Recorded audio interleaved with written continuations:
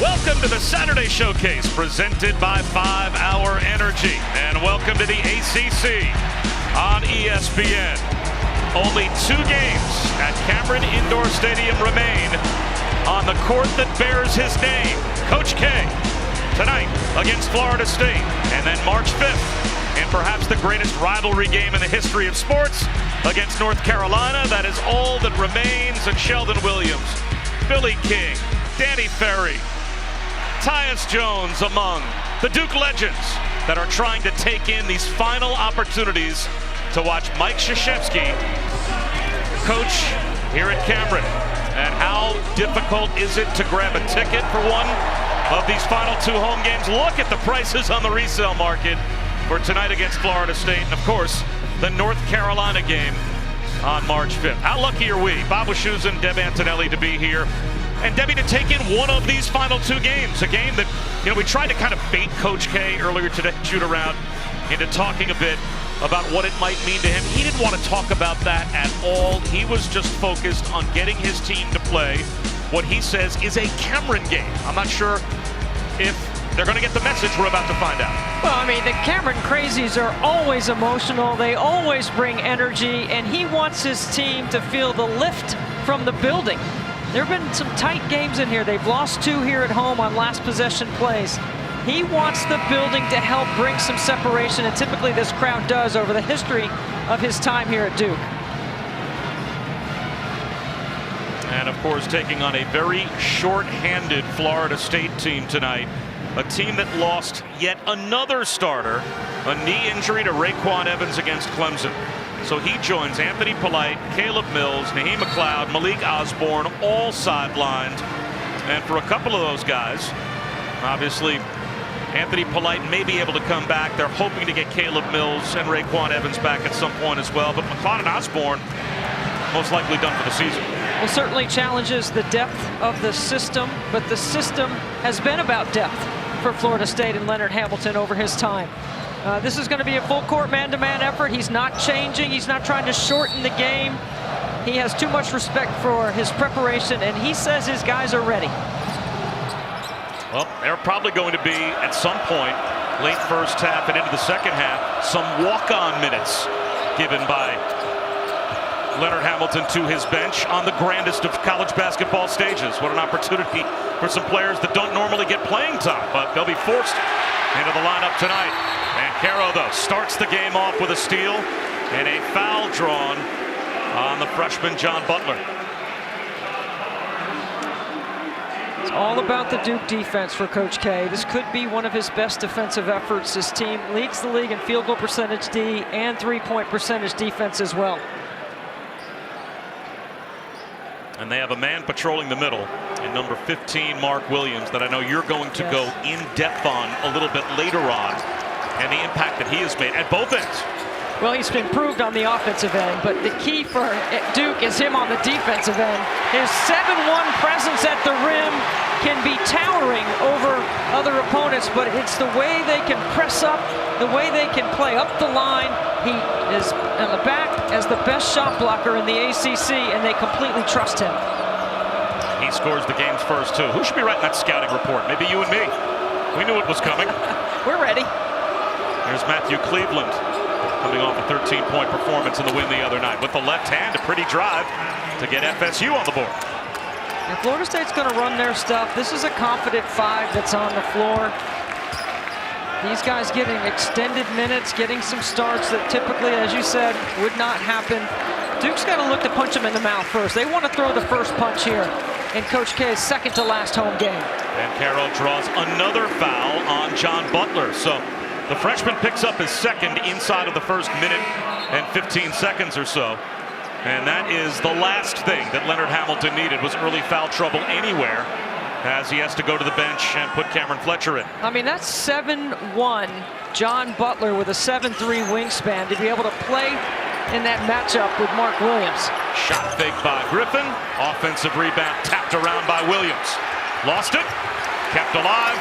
And Duke with another opportunity. There's the lob to Williams. Beautifully done by Trevor Keels. As soon as the rim opens up without Butler, great attack by the Blue Devils to the front of the rim. Gom for three, and he knocks it down. So the center hits a triple. Tenorin Gom gives Florida State the early 1-point lead. You know what, Bob? I was in here the other night with Wake Forest, and Wake Forest shot the three really well in here.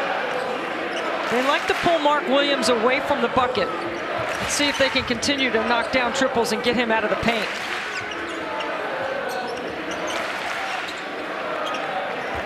Shot clock at 7. Wendell Moore gives it up. Keels for a triple, and he is able to connect. Really good ball movement. Very unselfish, the Blue Devils on the offensive end. They know that Florida State's going to switch 1 through 5 defensively. They just got to be patient for the right matchup. And Gom called for the ball against Williams. Does not get the roll, and Williams pulls down the rebound. Wendell Moore accelerates. Banchero with a bullet pass to Griffin. He gets in the lane. Wide open Wendell Moore. That's an air ball. But Trevor Keels is one of their best on-ball defenders, but he's also a tremendous playmaker. When he has the ball in his hands, he knows he can take Wilkes to the hoop, drops it off at the front of the rim, and then on a skip, he does a nice job of getting his feet ready and his hands ready, called shot ready for Trevor Keels. One of those, at least former walk-ons we talked about, Harrison Prieto, is in the game for the first time for Florida State with the left hand on the drive. It is pure for Jalen Worley, so another freshman with an early impact for Florida State. Banchero spins.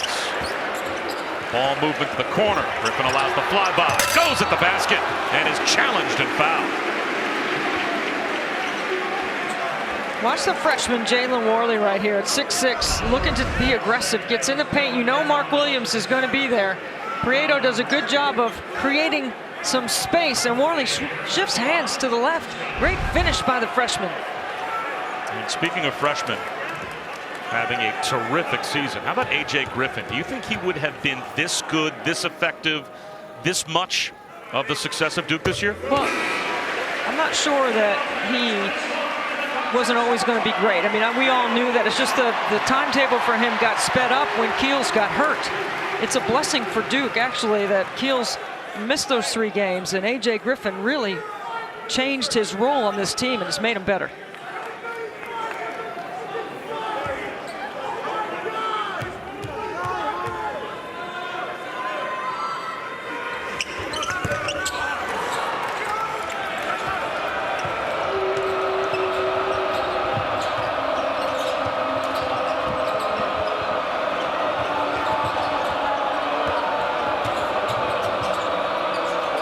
For 3.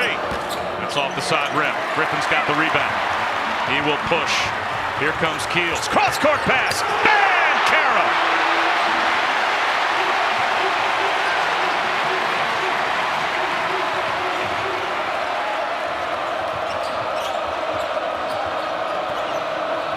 Worley with the left hand. Soft off the window. Not there. Banchero again will push tempo. John at the rim.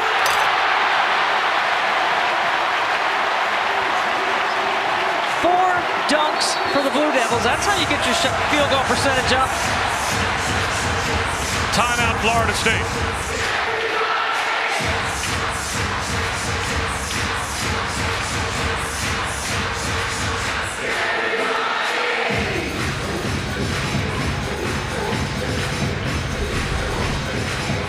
Once John Butler got in foul trouble with 2 and went to the bench. The front of the rim is wide open. Banchero in transition. Theo John doing a nice job in the one-on-one, overpowering the smaller front line of Florida State.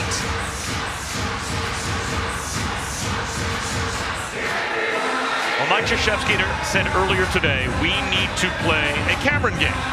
We need to have this building propel us to a full 40 minutes. They're off to a good start. They have this place jumping early on. And you've done as many games as anyone, certainly this season, in this building. it almost struck you as odd that you would feel, or someone would feel, as if there was a time that the crowd wasn't involved, right? They always seem to make this place electric, but it might be the impact of that on Mike Krzyzewski's own team that he's looking for and hasn't seen this year. Well, I think it's, you know, you let Wake Forest back in the game in the second half. Okay, I think it's a corner 3 by Virginia. It's a Miami game in here, right? The only team they've really blown out was Syracuse by 20. So I think Coach Krzyzewski is referencing not how the fever of the crowd. He knows that they're great. He wants it to have an impact on his team. All right, Dave, thanks very much as we welcome you to Cameron Indoor Stadium. 5-point lead for Duke. They already have 4 dunks. They have certainly gotten the Cameron Crazies involved early, and the freshmen doing work. Paolo Banchero has been the beneficiary, but Trevor Keels off to a great start. Well, Florida State's going to switch 1 through 5, and Keels is recognizing that mismatch. He's doing a nice job of being shot ready on the skip.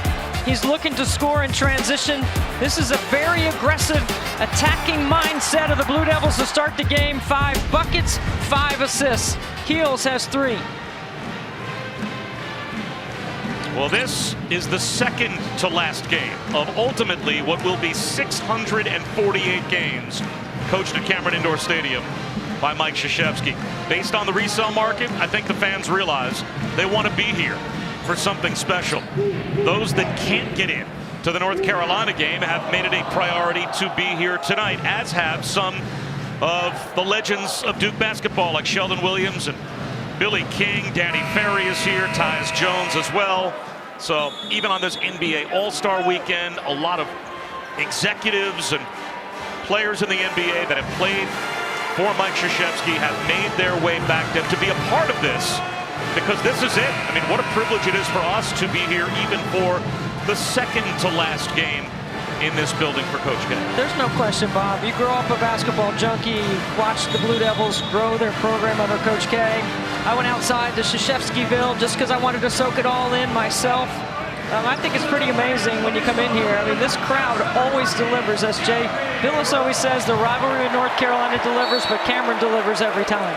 As we take a look at the lineups brought to you by CDW. And the lineup for Florida State, for the most part, that ought to be out there, all on the bench. That's the big challenge for Leonard Hamilton. He has 5 starters that are injured and out of tonight's game, but they are doing their best to hang in there with Duke early, and there is a throwdown for Matthew Cleveland. He has 4, and also brought to you by CDW. Let's take a look at the starting 5 for Duke. A great start for Trevor Keels. Yeah, Trevor Keels doing a nice job staying aggressive, but this is so much balance on the Blue Devil team. They lead the league in scoring. They also lead the league in field goal percentage defense and 3-point percentage defense.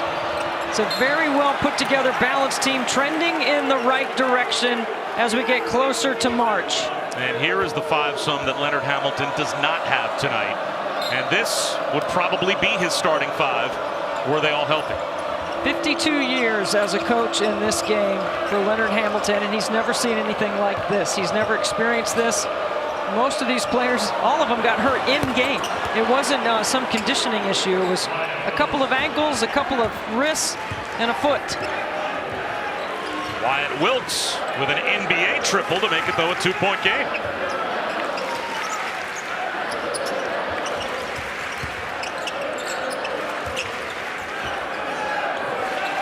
Good timeout by Leonard Hamilton to get his team to calm down. Play with some poise. And Caro threw a double team. Threw it away to the corner. That was intercepted by Cameron Fletcher. And back the other way comes Cleveland. Back out to Wilkes. It's off the back rim. Offensive rebound, though, by Fletcher. In traffic, he'll go to the line. Cameron Fletcher, transfer from Kentucky, has been very solid all season, playing inside Leonard Hamilton's system. Very good in their switching man-to-man defense. Very good threat off the bounce. 20th season at Florida State. And they just broke a 6-game losing streak with their win against Clemson earlier this week. But of course, that losing streak almost to be expected with the MASH unit that he has on the bench, just trying to put together a lineup every night. He's got 10 different players this season that at one point or another have started games, and they've got one lost part of this group, but they've done well in close games. Well, when they've been whole, they've swept Miami, one of the surprises in the ACC, an older team. This is a younger Florida State team for Leonard Hamilton, but you know, he's always prided himself on depth. They've always played 9, 10 guys, and you know what the system is, and he's not going to change it, try to shorten the game or do something different because he's missing his 5 starters. Roach lobs one inside. Williams able to finish. I thought that was going out of bounds.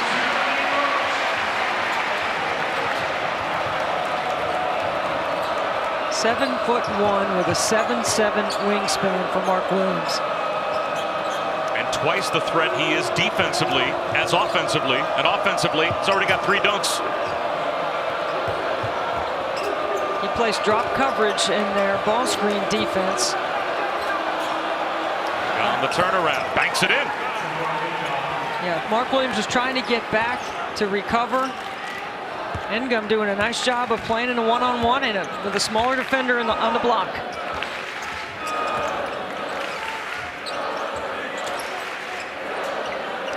Griffin for 3.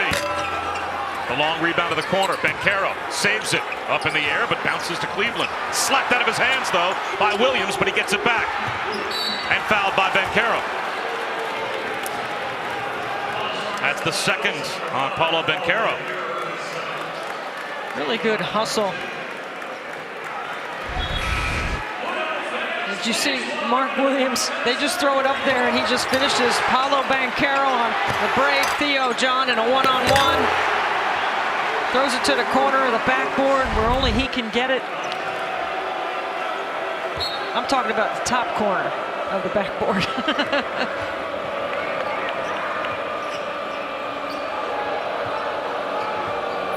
Bates Jones on for the first time, replacing Bencaro. And there's an and-one opportunity on the drive by Matthew Cleveland. And Florida State, a little over 7 minutes gone by, has the lead. So watch Matthew Cleveland right here, playing in a ball screen. He knows it's drop coverage. He comes off the screen.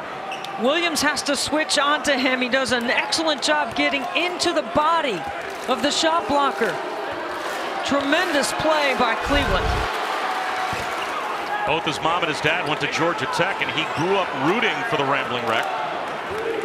Josh Pastner offered him a Yellow Jacket scholarship when he was a sophomore in high school, but he went through the process, ended up at Florida State. And his sister was a cheerleader here at Duke. Williams, back up high. Roach down the lane, tried to shovel one through traffic, found its way to Williams, but he lost it. Roach tries to dig it out. A scramble for the ball, and the possession arrow will keep it with Duke with 4 seconds on the shot clock. You know those walk-ons you were talking about, Bob? Florida State's got one in, Justin Lindner. He's now on scholarship. He's an excellent story. He had a job coaching in the offseason, but Malik Osborne begged Coach Ham to give him the final scholarship so he could stay, and Justin decided to come back. And he's been a part of what's been the green team, which is the scout team for Florida State. But here he is in Cameron, getting an opportunity, and he had a 3 in the last game against Clemson. And now the defensive hustle. And part of that, Justin Lindner cutting off the passing lanes, forces a Duke timeout with 12:24 to go. So we'll step aside for just a minute. Well, this was the scene as the night began. Second to last home game for Mike Krzyzewski here at Cameron Indoor Stadium.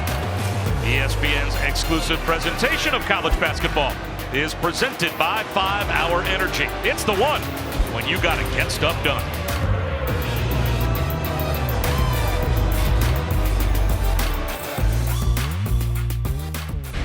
Welcome back to the Saturday Showcase presented by 5 Hour Energy, and a lot of energy on that Florida State bench. This is the reaction of the bench to the guys on the floor that be calling or forcing Duke into that last timeout. Well, that's a win for Florida State to force the Blue Devils to call timeout. They can't inbound the ball. Everyone's locked in on the scout. They're on that end of the floor. Caleb Mills and Anthony Polite totally involved in wanting to help their teammates through this first half. It's Jones. They have to get one up. Griffin does. In and out. The back tap, though, by Roach. Heels entry pass, though, deflected by Wyatt Wilkes. Creates the steal and creates an easy flush by Matthew Cleveland. And Florida State extends their lead. Florida State defense, numbers, easy bucket. Playing with Justin Lindner guarding Jeremy Roach. Here's Jones from the corner. That won't go. And gone the rebound.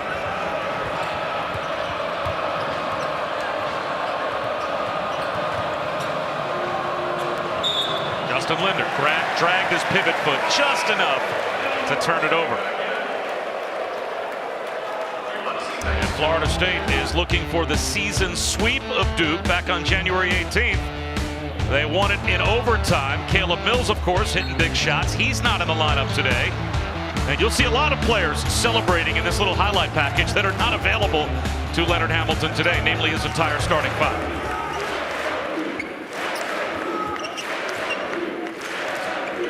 1-3-1. Roach can't connect after the shot fake created space. Fletcher backdoor, rejected by Williams. Keels for three. A long rebound. Corralled by Roach. Griffin, pull up, yes.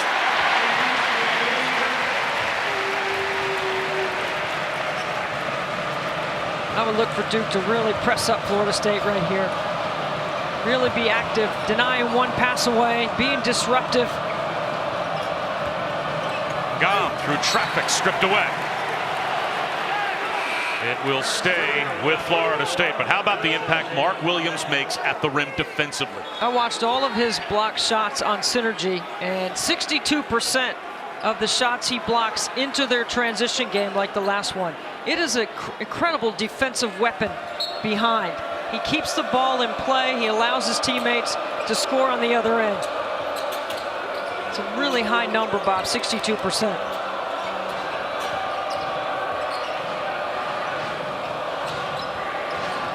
Worley finds Ngam. There's a block by Williams, but a foul called. That's his second. Van Caro already on the bench with two. Here's the block right here. The last time down, off the glass, into transition. Numbers going the other way for Duke. That's the kind of shot blocker I like.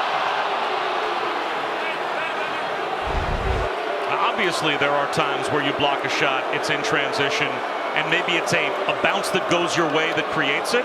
But how many do you think of those transition opportunities that a shot blocker like Mark Williams creates are actually the skill of the shot blocker, where not only is he blocking a shot, but he's blocking it intentionally in a way to create that opportunity? I think it's a high IQ shot blocking mentality. He realizes their team speed is tough to catch up with in the open floor when they have numbers.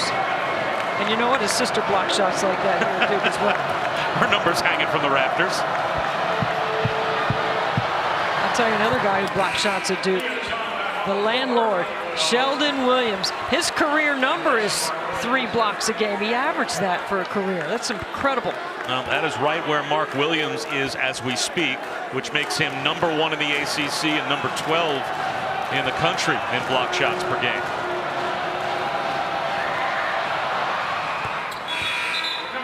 Ngam at the line. He's got a young team. Mark Williams continues to evolve. He's already a go-to guy on the block. He can score in a one-on-one. But what he allows Coach Krzyzewski to do is really press up his defense, overplay, one pass away. You don't have to overhelp. You don't need to have a foot in the paint on the weak side. Mark Williams takes all that away for Duke. Wendell Moore from the wing. Hits a three.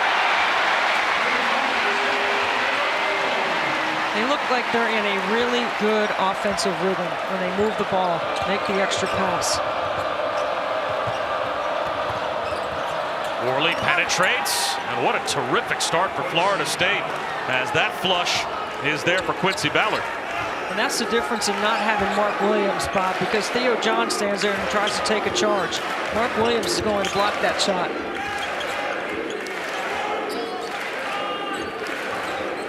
Another possession of zone by Florida State. Wendell Moore, a reverse.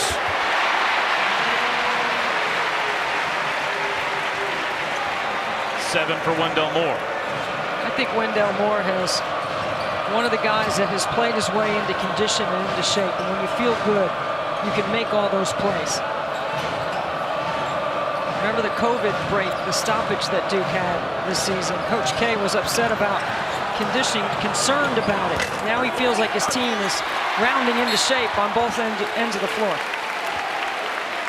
Coming up next, number 6 Kansas in Morgantown squaring off against West Virginia. And then at 10 Eastern, 7 Pacific, number 3 Arizona hosts Oregon in our West Coast primetime game. Still 2 more terrific games to come after we're done here with Duke, Florida State at Cameron. The Noles are shooting 60% from the field, and they've got a 1-point lead. That time traveling will be called on Jeremy Roach. You want to play this game in segments, right? I mean, you've got to try to keep your guys fresh for the second half. That's why we see early zone out of Florida State. Typically, you might not see that many possessions of zone at all, unless it was a situational defensive, like a sideline out of bounds or after free throws. Wilkes tied up by Moore.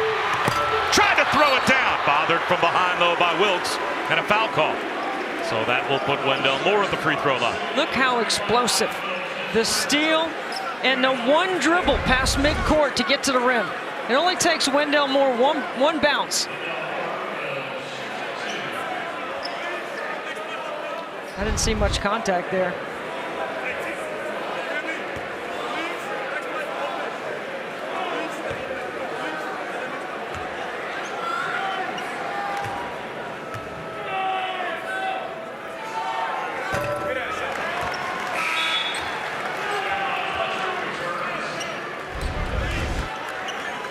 Worth another look. There's no contact at all. He missed it. That's an anticipation by the ref. Griffin sits down. Or players just got down there before the refs did. Joey Baker on for the Blue Devils for the first time.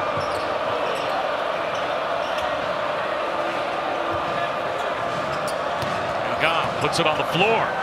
Offensive foul. Baker took the charge. That's the first on and go. Well, Baker's in legal guarding position. Now, Mike Krzyzewski left the game the other night that you were calling against Wake Forest. Just didn't feel well, right? Just he felt lightheaded. He was just not himself, and they gave him some IVs. And he told us earlier today he's 100% fine, back on the bench today. But he said at one point he stood up after telling his assistant coaches, right, you guys need to maybe take a little bit off of my plate for the rest of this game. And at one point he stood up. He's like, oh boy, I'm not right, and had to leave. Well, I mean, he had the day off afterwards. He got some IVs, as you said. Numbers for Florida State. A block from behind by Theo John. In transition. Took it away from Cleveland. Back the other way, Roach. Leaves it outside for Baker for 3. Yes!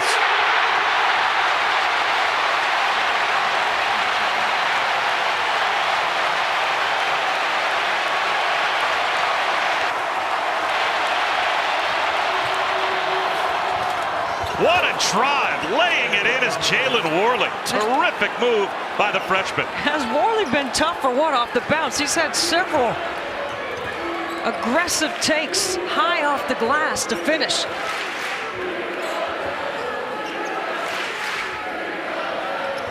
He's not had any games this season in double figures. Wendell Moore short for 2. And Worley dribbled it on the end line.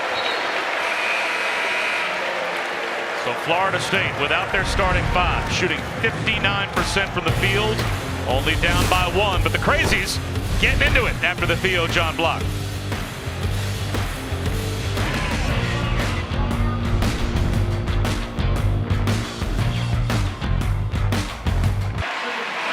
We return here to Cameron Indoor Stadium. Duke with a 1-point lead over Florida State, but we're shorthanded tonight ourselves. One of our colleagues, Nick Giarusso, an unfortunate accident yesterday. He is in the hospital recovering. Nick, the whole crew sends you our best. You are sorely missed. Get well soon, and hopefully we'll see you before too long back where you belong, helping us look and sound a lot better than we actually are. Yeah, send our best to you, Nick.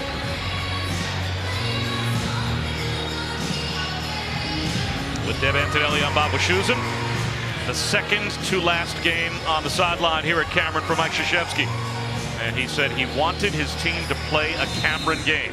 And that is feed off the crowd and have a dominant home performance against a shorthanded Florida State team. Here's Griffin from the corner, but he stepped on the sideline. And Deb, to this point, this cannot be what Coach K envisioned.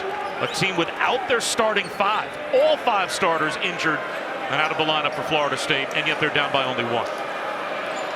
What an effort by Leonard Hamilton's team. I mean, incredibly aggressive, looking to take advantage of switches on defense, taking advantage of the ball screen defense that Duke is playing.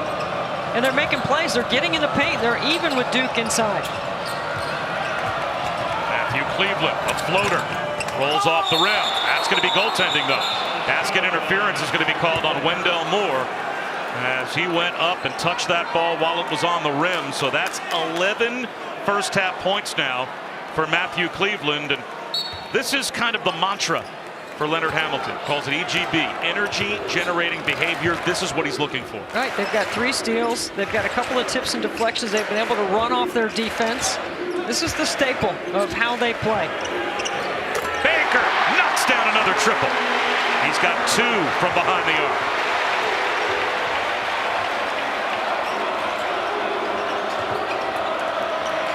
Theo John with a steal. Baker feeling it. A long rebound to Griffin.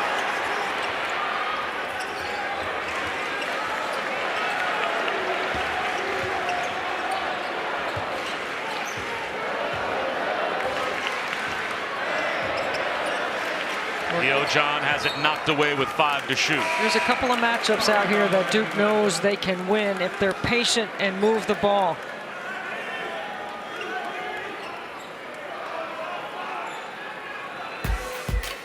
Sunday afternoon, some of the top teams in the American Athletic Conference featured in our men's basketball doubleheader.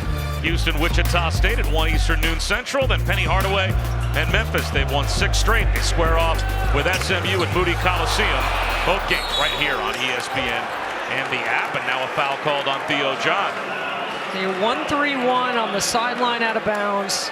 Florida State traps a late shot clock. This is a very well played first half thus far by Leonard Hamilton's team. When you consider they're out 5 starters, and he's played some walk-ons already in the first half. And they're shooting 61% from the field.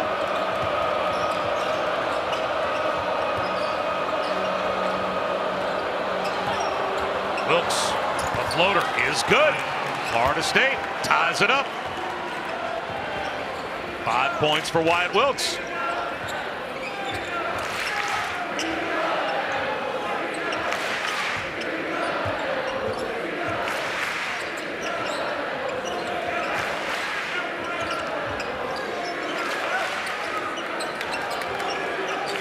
Duke playing on top of the defense instead of playing inside out. Keels connects from 17 feet. And then you got Keels, who likes the big shot in a late shot clock or a late game situation.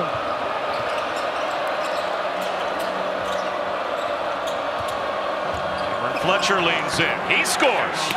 What a play by Fletcher. Off 2 feet, on balance. Tough finish off the glass.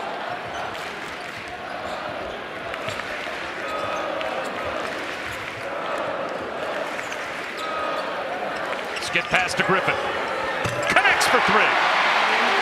Wilkes overhelps past the midline. Great vision over the top. Wide open A.J. Griffin. Baker called for a reach-in foul on Wyatt Wilkes.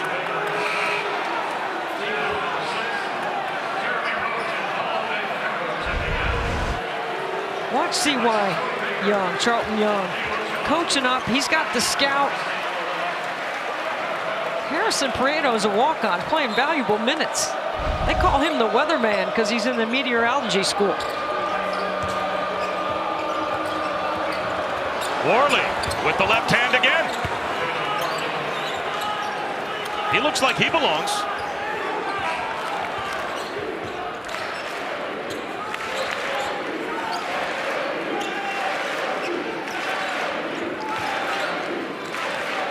And Caro back in with the 2 fouls, tied up. Keels, shot fake for 3. Connects. Trevor Keels is having a half. 8 points for the freshman. 3 for 4 from the floor.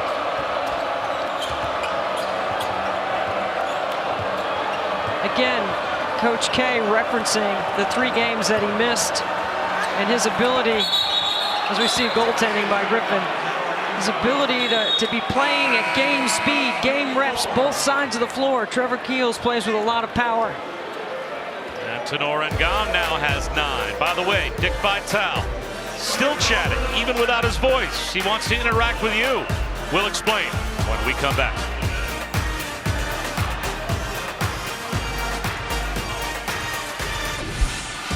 Our man Dick Vitale, still everywhere on Twitter, even without his voice. He wants you to interact with him, so go to @DickieV.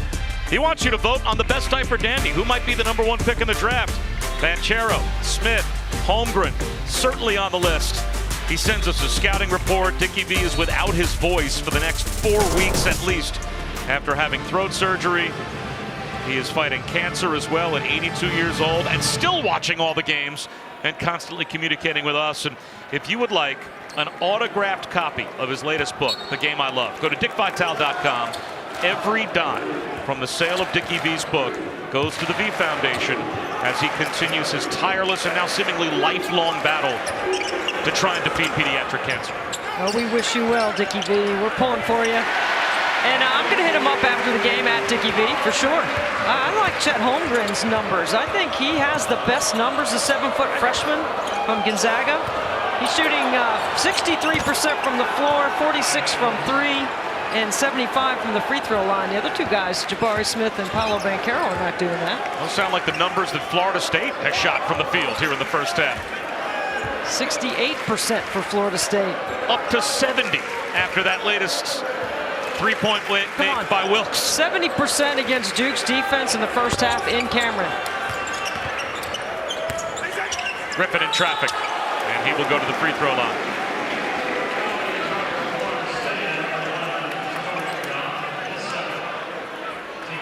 Tenor Ngam picks up his 2nd personal foul.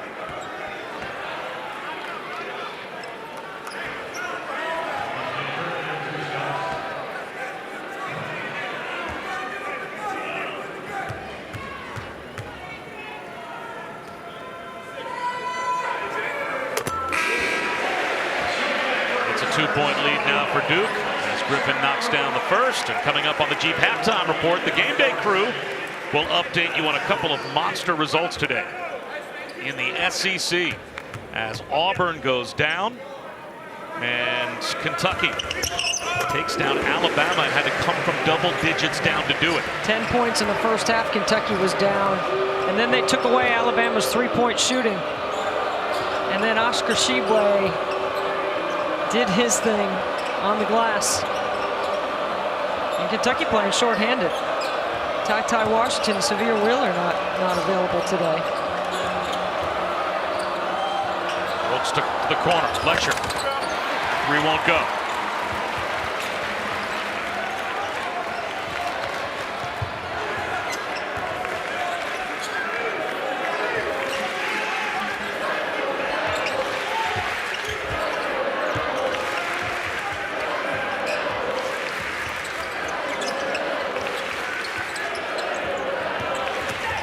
A.J. Griffin, wide open Baker.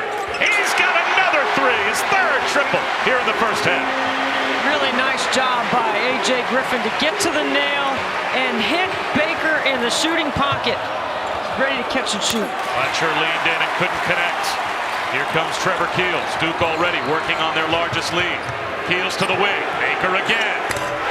4 triples in the first half for Baker.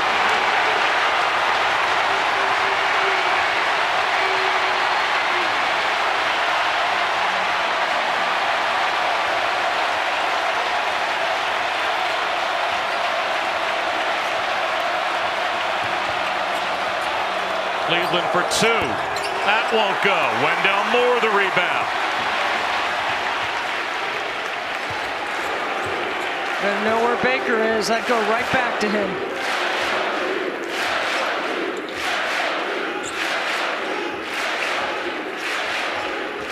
There's the penetration.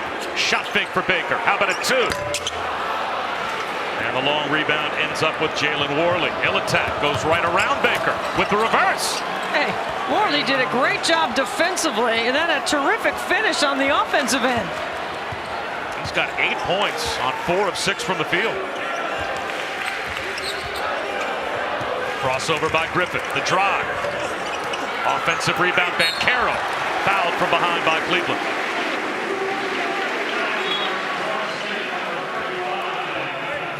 Watch Joey Baker do a nice job. There's only 17 panels over there between the baseline, sideline, out of bounds, and the three-point line, because I've counted them. You saw A.J. Griffin step out before. He sprints to the corner, and then he shoots the 3, and look at the bench's reaction. Back-to-back triples in each corner. Gotta have good footwork down there, Bob. Baker leads all scorers with the 12. And Banchero, that is only his 3rd point here in the first half, and yet Duke on the verge of putting 50 on the board without Banchero being much of a factor at all because of foul trouble. You know, Banchero had a slow start in the first half against Wake Forest, but in the second half, he did a much better job of being aggressive. All of his free throws, he was 8 for 9, came in the second half, so he became more aggressive the second 20.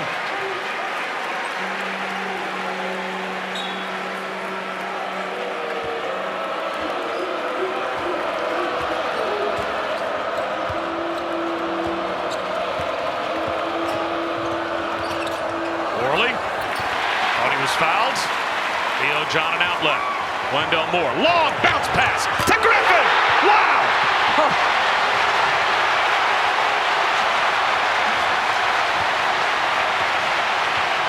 It was a 2-point game at the 3:53 mark.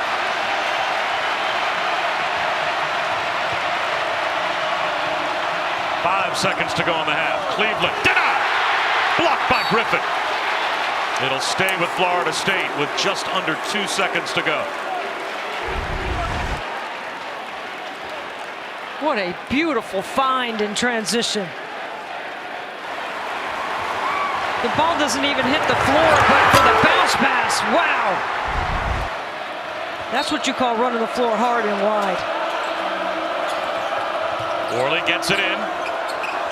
Wilkes able to beat the timer, but not able to connect. And Duke takes control of this game to end the first half. A 12-2 run to close the half, and an 11-point lead for the Blue Devils at the break.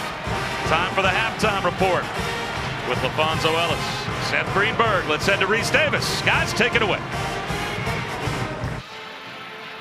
Welcome back to the Saturday Showcase presented by 5 Hour Energy.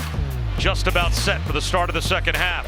Duke opening up a double-digit lead right at the end of the first half, in spite of the fact that Florida State, without 5 starters, shot close to 60% from the field in the first half. Bob Wischusen, Debbie Antonelli.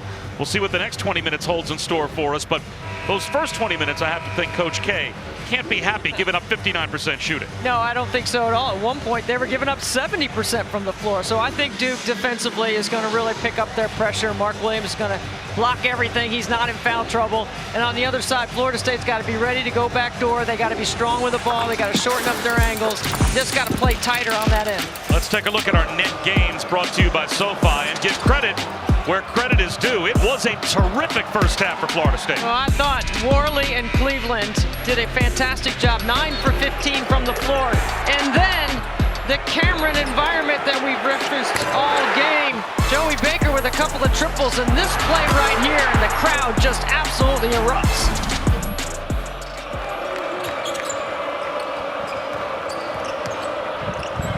lob broken up, and going down hard was Wendell Moore, and down on his knees holding his throat is Tenor Ngom after that collision on the alley-oop attempt from Wyatt Wilkes that came up short.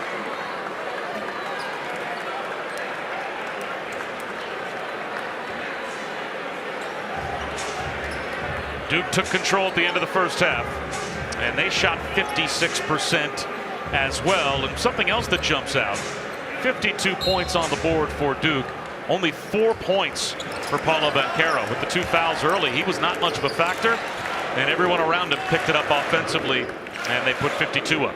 I think they'll start isolating him on the block, and when he goes to the block, most teams bring a double to him. See, here he goes right here to the block. That's a place where he is really tough to guard. He's 6'10", he's strong, he can get to the free throw line. Remember in the Wake Forest game, all of his free throws came in the second half.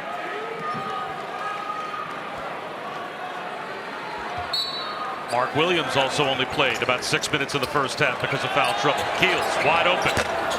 A long rebound to Jalen Worley, and Worley will attack. Fouled. A reach in on Keels. The other number that was surprising to me also, Bob, was that Florida State outscored Duke in the paint 28-18, so they're plus 10. It's not their back to the basket play, it's their ability off the bounce. So they're getting penetration fast past their primary defender. And when Mark Williams isn't in there, the lane opens up. Well, if you're Leonard Hamilton, is the glass half empty? You're down by 11, or is the glass half full? You shot close to 60% in the first half and hung in there almost the entire 20 minutes without any of your starting 5 healthy. Look, we know Leonard Hamilton, so we know the glass is always half full with him. He's a system guy. His players believe in him. He believes in them. That's why they're going to have to score 80 points to be able to win this game. So he's done a nice job of managing his bench, managing their minutes, and without John Butler, who only played 1 minute with those 2 fouls in the first half, he's basically out 5 starters. And in his 52 years of college basketball, he told us this morning that's never happened to him before. And a lane violation gives Jalen Worley one more try, and he misses his 3rd attempt.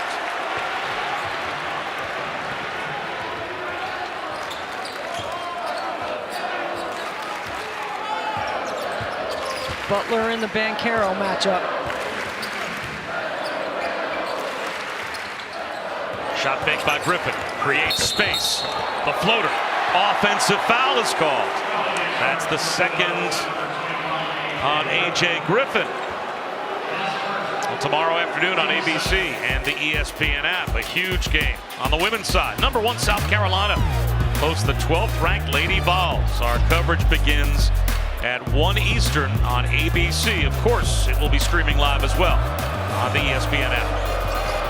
Oh, Aaliyah Boston, if you haven't seen her for Dawn Staley's club, the #1 team, the overall #1 seed projected by the NCAA Women's Committee. Certainly one of the favorites for the Final Four, but Aaliyah Boston certainly a Player of the Year candidate. 19 double-doubles on the season. What kind of chance do you give the Lady Vols in that game? Well, Tamari Key, their 6'6" center, has to play well, and she has to stay out of foul trouble. And Tennessee's going to have to make some shots. This Cameron crazy environment, well, Dawn Staley's environment at Colonial Life, they've led the nation in attendance 7 straight years. They're probably going to be 8. It's crazy in there, too. Matthew Cleveland, by the way, that foul at the other end, his 2nd. And Caro couldn't find it over the shoulder, and it is a Duke turnover. Well, the committee, with their first reveal of what would be the top 16 seeds, here's where Duke would rest as one of those 2 seeds, along with Baylor, Kentucky, and Purdue. Now, this before today's results. Kentucky getting that win over Alabama. Of course, Auburn going down. This could shake up. Interesting as well that Kansas right now a 1 seed, Kentucky a 2 seed, and Kentucky dismantled Kansas at the Phog in the Big 12 SEC Challenge. Well, I'm just thinking out loud, but has the ACC regular season and tournament champion never been in 1 seed? That would be hard to imagine. Right? So Duke has an opportunity. I think the door is open. The other thing Duke's done very well here in the second half, one of the adjustments, they're not running a lot of ball screen offense. they're doing more exchanges, and they do the exchanges because it's more confusing for a team that switches 1 through 5. And they are trying to get Banchero isolated with the ball. Nice look, throwing it down is John Butler, but what a pass by Jalen Worley, freshman to freshman, to get the deuce. There's that backdoor stuff I'm talking about. You know Duke's going to bring it. They're going to raise their level.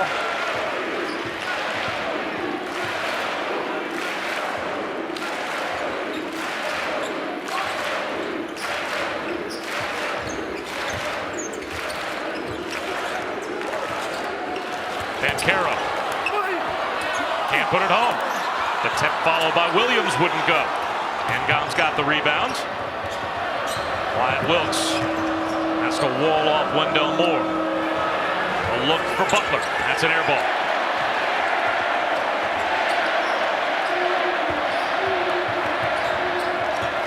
Wendell Moore leans in. Blocking foul is called on Ngom. That's his third. Watch Wendell Moore here defensively on this backdoor play. This is going to go backdoor. This is going to be a great cut right here. You dribble towards the defender, and he just falls asleep. He's worried about the ball handler, and he doesn't get between Butler and the basket. Great backdoor feed. Jalen Worley with 9 points to go along with 5 assists, 3 rebounds, and no turnovers. And that is a tremendous amount of production for a freshman. It's only making his 5th start of the season. Averages about 3 points a game and a couple of assists a game, but being asked to be one of the primary ball handlers for Leonard Hamilton in the absence of his starting 5. Oh, Raquan Evans has been playing really well, and so that is a big miss. He helped them finish off the win against Clemson. And if you follow Florida State, they have great distribution of field goals. They have great balance offensively.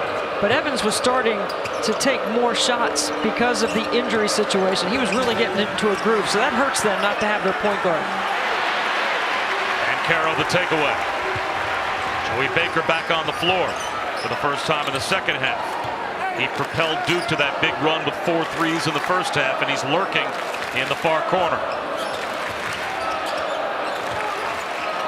Ball movement, great space. Push Banchero out, bring 2. And Caro with a tough skip. Karams to Moore. 6 to shoot. Keels for 3. In and out. Tipped by Moore, but handled again by Jalen Worley. See, I'm going to tell you, Florida State has done a really good job of staying tough on the defensive end. There's a turnover. Moore with a takeaway. Throws it down. Plus the foul.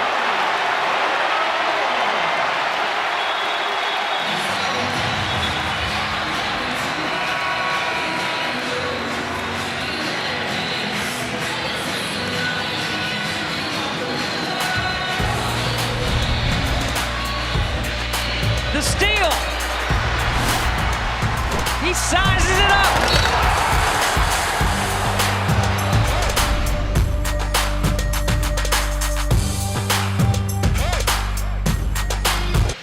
We return with a look at who is made of more, brought to you by Guinness.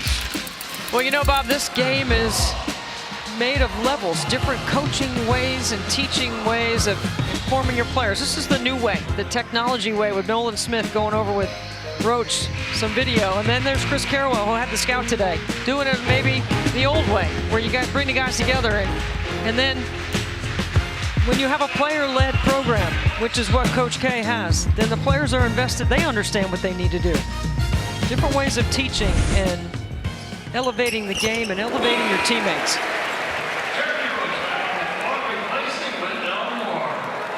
12 for Moore, completes the 3-point play, and this is the largest lead for Duke.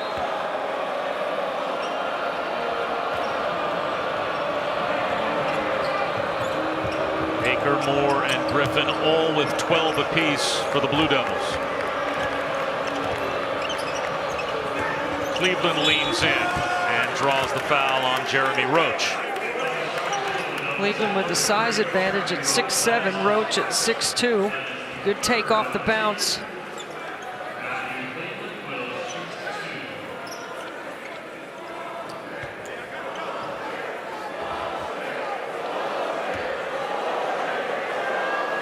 Matthew Cleveland by all of the scouting services, was a top 25 player, and tosses up an air ball from the free throw line.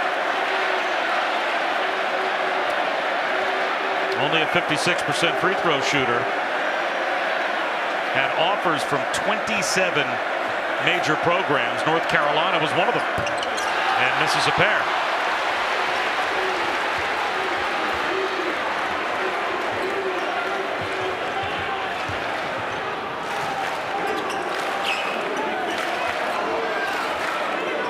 Caro on the block. And now he pops outside. Out of a double team. They always run two at him. They skip one to Baker. He'll penetrate, lob it up, and tipped home by Williams. I think that was a pass that caught the rim, and Mark Williams did well to not touch it when it was on the rim, waited for it to come off, and then tipped it in.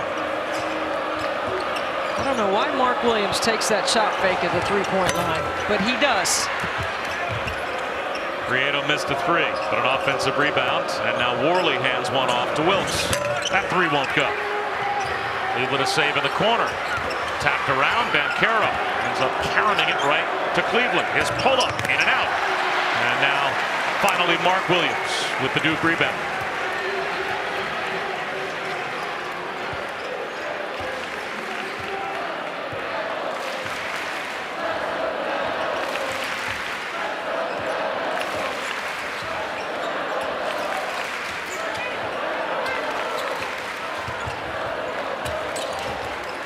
Baker, he traveled. One extra step to try and shuffle his feet and tee up that three. Definitely an emphasis in the game this year.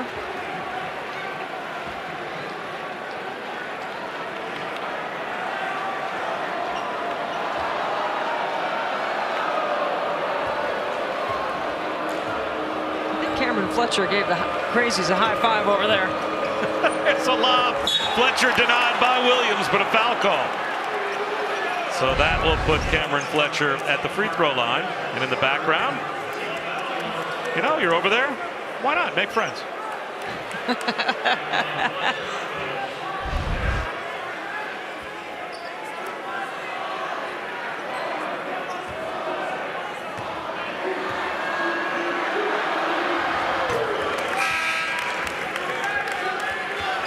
What do we think the strategy is here for Leonard Hamilton, putting no one on the lane in a rebounding position? He's got Cameron Fletcher up there by himself, all four players back behind the three-point line. I think he has confidence he's going to make them. Well, he was right. And they're just setting up their D. They got to keep Duke in front, which they have done not a great job. I mean, that's a really important part of not letting Duke get behind you, especially when they're able to get to the rim. With all those lobs and the dunks over the top. After kicked by Cameron Fletcher. I also think conserving as much energy as possible is important as well. It's part of the reason why they went light in shoot around today. I think Coach Ham has been coaching offense, defense as well, and managing, minutes and fresh legs.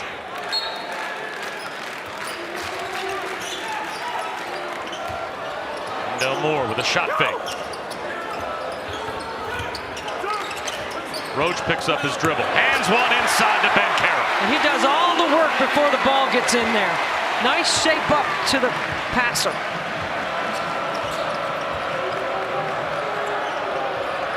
And this is where you see fatigue starting to play a role, and the energy of Duke on the defensive end. Worley hits a three. Florida State hanging in there, down by 11. 7 minutes gone by in the second half. And into double figures for Jalen Worley. And now denied at the rim was Wendell Moore. Back the other way comes Wyatt Wilkes. Good play by Butler. Now he should have fresh legs. He only played 1 minute in the first half. Picked up 2 quick fouls. Or the rebound. You can't have very many empty possessions at this point in the game because the Duke run is coming.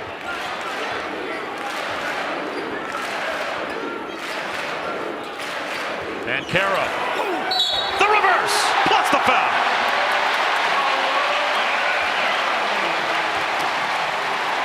This is so good.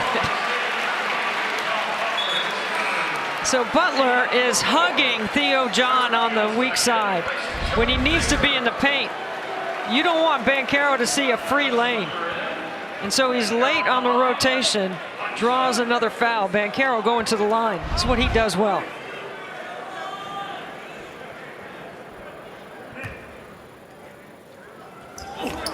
I gotta believe, Bob, that Rhonda Smith, his mother, loves that play. She'll let him know about it after the game. I was going to say, he will be informed one way or the other about how much she loved it, right?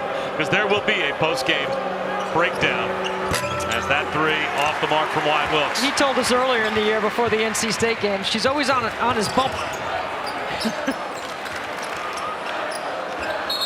Roach, he shuffled his feet. Okay, dead ball turnovers allows Duke to set their D. That's their 9th turnover in the game. See, this is how the crowd gets out of it. You know, the flow and the rhythm of the game gets the Cameron Crazies quiet when you turn it over like that. Florida State only 2 for 12 from the field in the second half. It won't take much to get them back. Wilkes lost it. Roach to Keels. The high school teammates combine for an and one. There's a lack of focus, maybe fatigue, a couple of cheap fouls by Florida State. Duke with a 16-point lead here in the second.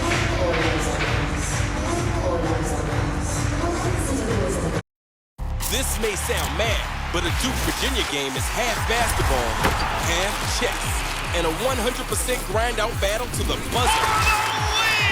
Experience number 9 Duke, Virginia. Wednesday at 7 on ESPN. Let's take a closer look at that upcoming Sonic blockbuster. Duke, 3 of their final 4 games on the road. After this game, the only other home game that remains, March 5th. The second matchup this year with North Carolina. Virginia won today against Miami. And of course, earlier this season got a win against the Devils. Reese Beekman 3 in the corner. It's not often the teams get a season sweep of Duke. No, I mean, I had Duke right after they lost to Virginia at Clemson, and Coach K was talking about Kihei Clark and how he's the best guard in the league in controlling the game. They're going to have to put some D on Kihei Clark.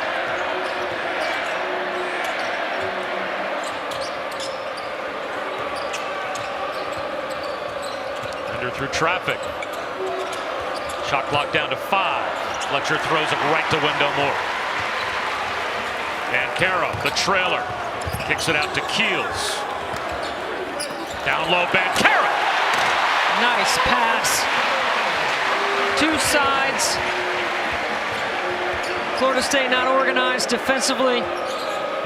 Banchero gets a good seal inside.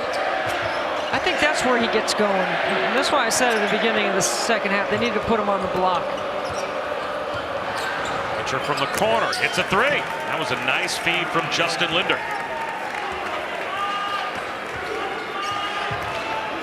8 points for Cameron Fletcher.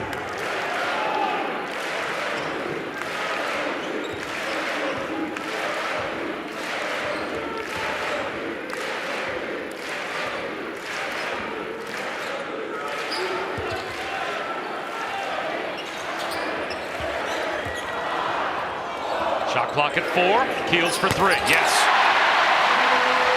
If you think Duke's going to take their foot off the gas pedal, interesting conversation we had earlier today with Mike Krzyzewski about a learning curve for a young team when you've got a lead like this with 10 minutes to go. And how he wants them to have that sense of intensity of you need to take a 15-point lead up to 22. Because a 15-point lead, all of a sudden, 2 trips down the floor can be 9. And that's the learning curve that these guys, and that Wake Forest game that you, as Linder throws one up, that's an air ball. You called that near 19-point comeback against Wake Forest earlier this week, where he used that as exhibit A of guys, a 19-point lead in this league can go by very quickly if you're not careful. There's no question about it. It's a learned experience, and that's where the youth of the team shows up. You know, that's where Wendell Moore has got to take more charge of what's happening on the floor, because he's the most veteran player and the most capable of leading in those moments. It's got to be that next play mentality. Theo John is fouled. One of the things that Paolo Banchero does so well is facilitate. Here he is, and he's going to get to the middle of the floor. Now watch the defense step in. Instead of taking a charge or trying to get all the way to the rim, he gets 2 feet in the paint, he kicks, and then he relocates back inside and makes himself available, holds off the defender. Does a nice job of finishing. Good find by Keels, who's had a magnificent floor game as well as scoring this afternoon.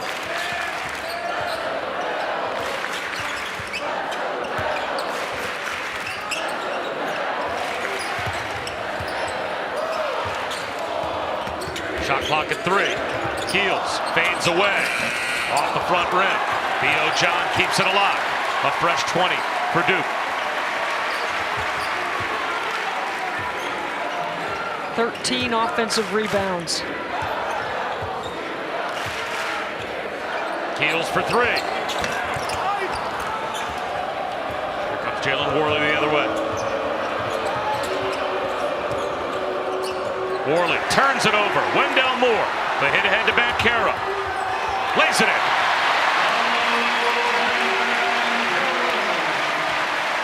Banchero, 1 shot, 2 free throws in the first half. He's becoming a second half guy for Mike Krzyzewski. He's got 13 and 7. 5 Duke Blue Devils now in double figures. Banchero, Keels with 13, Moore, Griffin, and Baker with 12 apiece. And it's a 20-point lead for Duke. And we will have a history lesson when we come back to Cameron Indoor Stadium.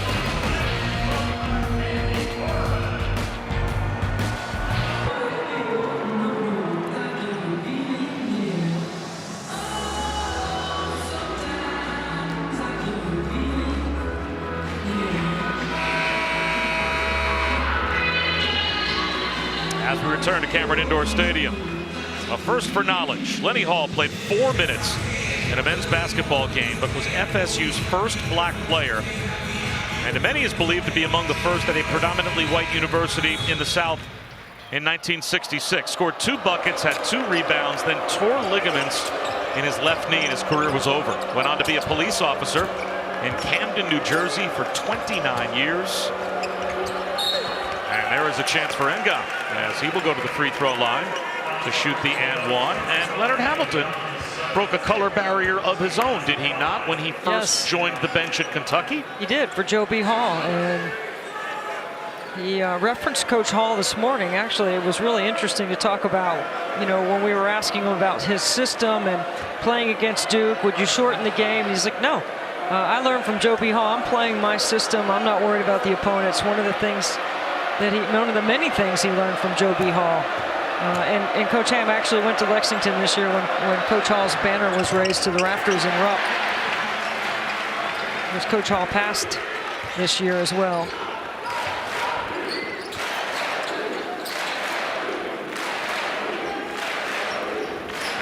Leonard Hamilton has broken a lot of color barriers in his time. Incredible gentleman in the game. He was telling us about his conversation with Coach Krzyzewski this morning, that they had a phone conversation. Like, who does that as opposing coaches on the morning of the game? But they've been friends for so many years. Coach K, 75. Coach Hamilton, 73. So Coach K, a few years older. Nice drive by Cameron Fletcher, the transfer from Kentucky. He's in double figures.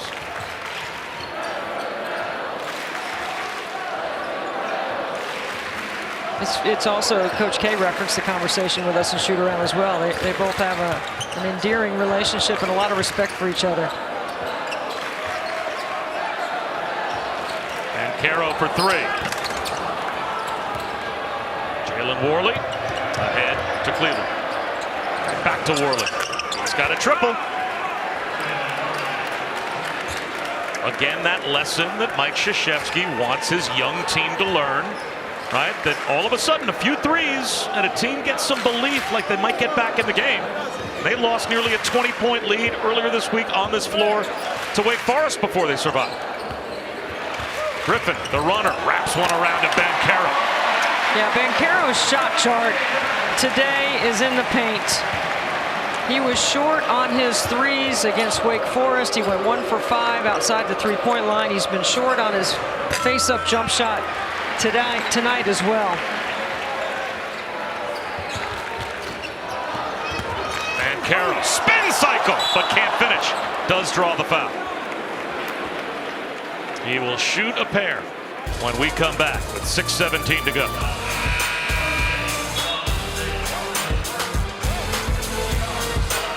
This in Morgantown squaring off against West Virginia, and then we cap a terrific day of ESPN college basketball at 10 Eastern, 7 Pacific, with number 3 Arizona and Oregon in our West Coast primetime game. So still a great doubleheader to come. Let's take a look at how Florida State is doing on the road, brought to you by Hampton by Hilton, and they head right to Boston College for a COVID postponement makeup game, and then they're at Virginia next Saturday evening as well. And it's a tough road to begin with for a team that is without 5 starters right now. I mean, this is a Florida State team that was picked to finish second in the ACC. So if you looked at this stretch with a full team, North Carolina, Duke, Virginia, it's the kind of finish that you would expect Leonard Hamilton's team to be in for the mix for the championship, right? I mean, right in the middle of all of that.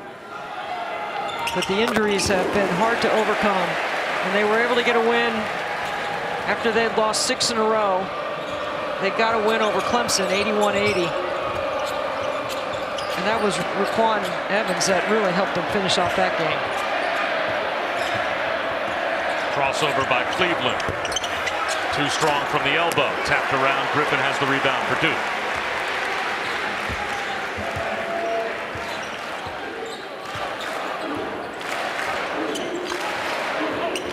Again, more exchanges to try to confuse the defense. You know Florida State wants to switch.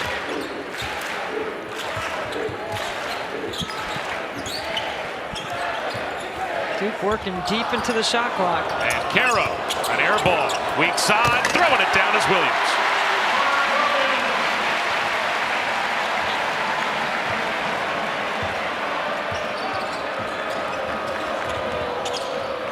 He just deterred Worley from going in there and taking a shot, Mark Williams. Here's that drop coverage.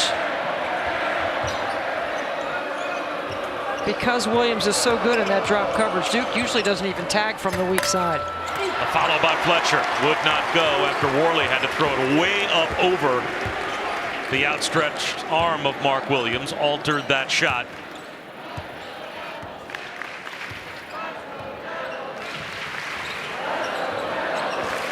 Keels backdoor to Moore. The reverse. Beautiful. Beautiful.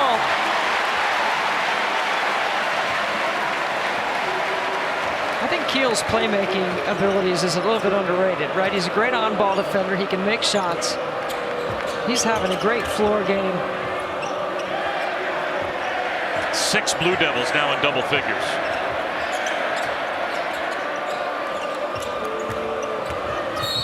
Wyatt Wilkes tripped up by Griffin. This worth another look. 24 assists on 31 made baskets by the Blue Devils tonight. That's just a great feed.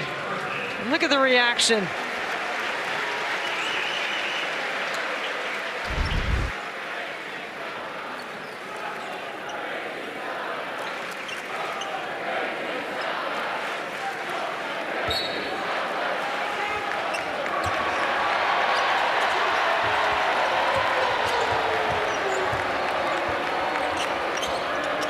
Cleveland, nice little head fake with the left hand, throws one up.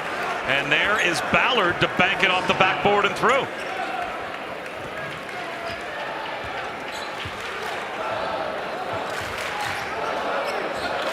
Well, you knew Leonard Hamilton's team would come in here and compete. They don't know any other way. And this is a a hard-working group.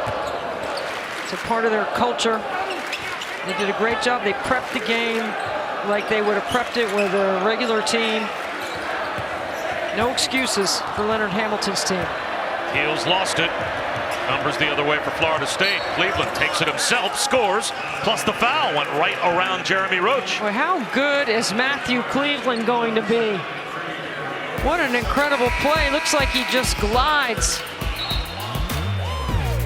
13 for Cleveland, looking for 14 when we come back. ESPN's exclusive presentation of college basketball is presented by 5 Hour Energy. It's the one when you gotta get stuff done.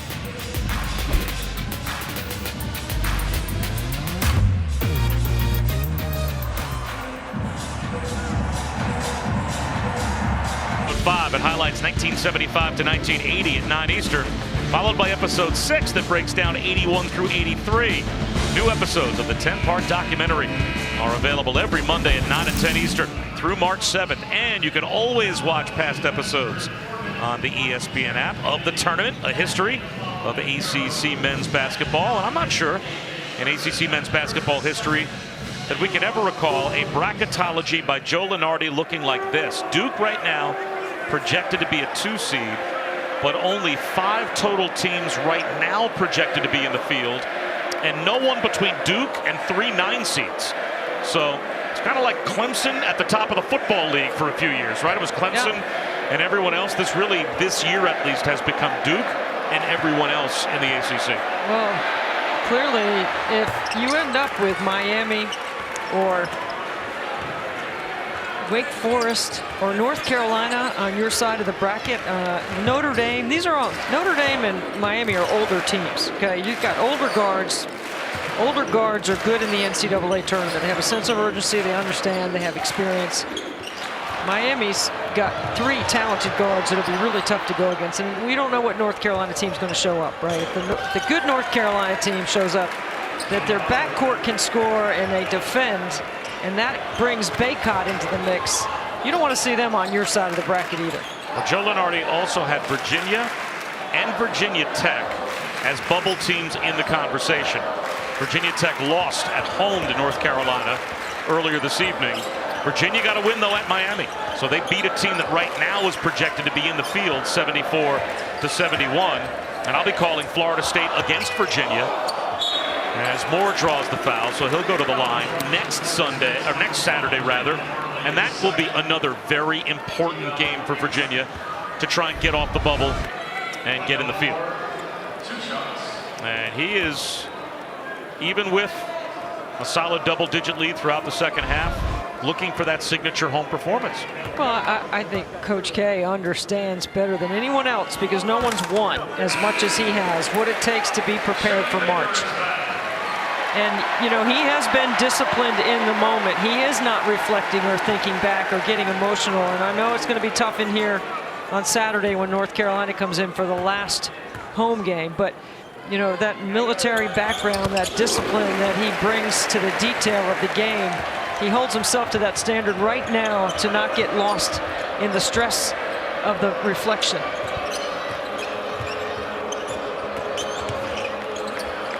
Nice move by Fletcher.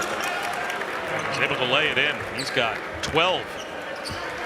Following up a 17-point performance in the win over Clemson a few nights ago.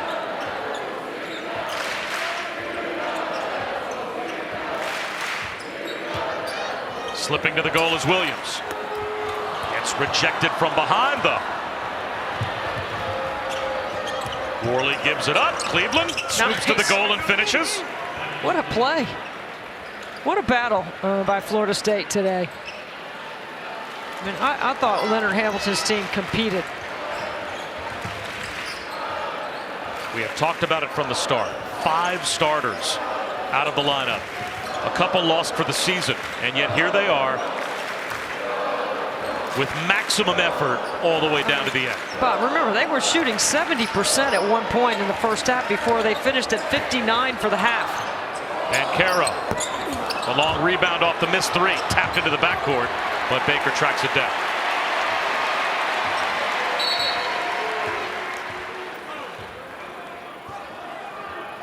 You know, when you're Paulo Banchero and you're not shooting a three as well as you've been, I think it's a decision about reps or rest. You know, at this point in the year, what is it going to be for him? He's certainly capable of shooting. He's got to be able to self-correct.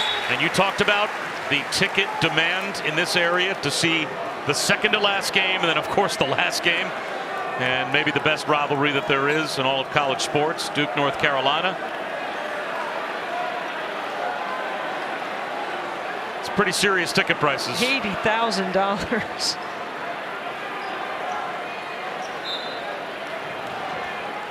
What an environment, though, right? I mean, it never get old coming in here. This place is really amazing.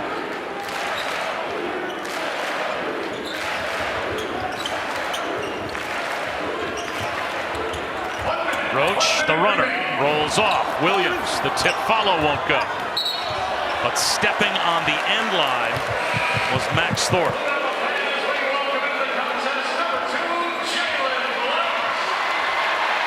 What's it cost to go to school here? I mean, $80,000 for a ticket for one game? That's tuition. Good point.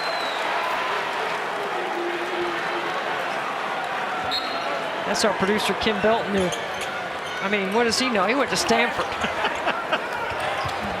It probably costs more to go there. Jalen Blake's in the game, as is Michael Savarino, Coach K's grandson. There he is from the corner, hitting a three right in front of the bench.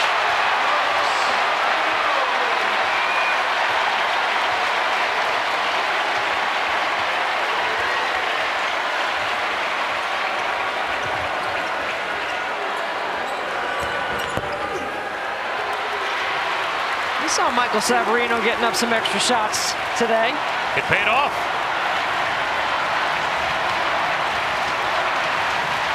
Shot clock turned off.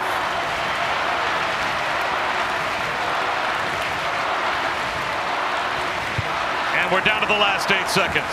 Only one home game remains here at Cameron Indoor Stadium for Mike Krzyzewski. And that is the 5th of March, the final matchup with North Carolina, that he will be at home on the sideline for, but his team gets him a win today. 88-70 is your final. Great defense, terrific team effort, share the ball, move the ball. 25 assists on 32 made baskets. Got to be a number Coach K is going to like. And Florida State should be very proud of their effort as well, down 5 starters. Kansas, West Virginia coming up next. For Debbie Antonelli and our entire crew, I'm Bob Wischusen. So long from Durham. Now Rich Hallenberg and Chris Patola take